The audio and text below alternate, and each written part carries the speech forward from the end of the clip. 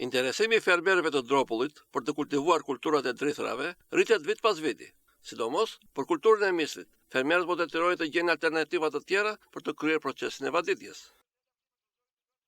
Pas pak javësh do të fillojë në fushën e Dropullit sezoni i vaditjes.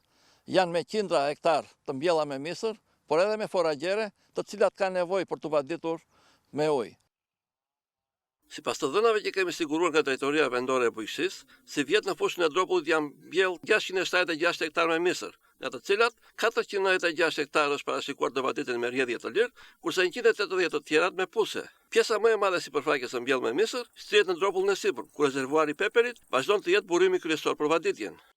Është ndërtuar në vitet 1968, është mbaruar procesi, është vënë në punë, është bërë në komunitetit Vrisera që nga Qati deri këtu ku jemi. Sa është vëllimi i këtij?